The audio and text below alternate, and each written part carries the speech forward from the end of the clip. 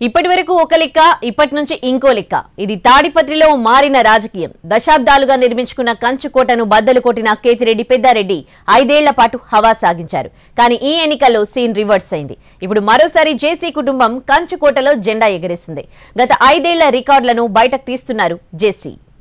AP రాజకీయాలంతా ఒకెత్తైతే కొన్ని నియోజకవర్గాల్లో మాత్రం పరిస్థితులు పూర్తిగా డిఫరెంట్ అలాంటి సెగ్మెంటే తాడిపత్రి 3.5 దశాబ్దాలకు పైగా జేసీ బ్రదర్స్ ఇక్కడ ఆధిపత్యాన్ని కొనసాగించారు 2019 వరకు వీరి హవా కొనసాగింది కానీ 2019 ఎన్నికల్లో వీరి చిరకాల ప్రత్యర్థి కేతిరెడ్డి పెద్దారెడ్డి విజయం సాధించారు అనూహ్యంగా విజయం సాధించి 5 ఏళ్ల పాటు హవా నడిపించారు దీంతో జేసీ బ్రదర్స్ చాలా ఇబ్బందులు పడ్డారు ఈసారి ఎన్నికల్లో మళ్లీ జేసీ వారసుడు అస్మిత్ రెడ్డి భారీ విజయం సాధించారు దీంతో చేజారిన కంచుకోట మళ్లీ జేసీ చేతుల్లోకి వచ్చింది ఇక నుంచి అసలు ఆట మొదలవుతుందన్నట్లుగా అప్పుడే జేసీ ప్రభాకర్ రెడ్డి రాజకీయాలు మొదలుపెట్టారు గత 5 ఏళ్లుగా జరిగిన కొన్ని అంశాల మీద జేసీ ప్రభాకర్ రెడ్డి ప్రత్యేకంగా ఫోకస్ చేశారు అప్పట్లో భూసేకరణ నిర్మాణాలు వంటి అంశాలపై గట్టిగా ఫైట్ చేశారు ఇలాంటి వాటిలో తాడిపత్రి 100 పడకల ఆసుపత్రి ఆర్టీఓ ఆఫీస్ నిర్మాణం అలాగే ట్రాఫిక్ పోలీస్ స్టేషన్ వంటివి ఉన్నాయి వీటి విషయంలో జేసీ ప్రభాకర్ రెడ్డి తీవ్రంగా విభేదించారు అయినప్పటికీ ఎమ్మెల్యేగా ఉన్న పెద్దారెడ్డి వాటి నిర్మాణాలు ప్రారంభోత్సవాలు చేశారు ఇక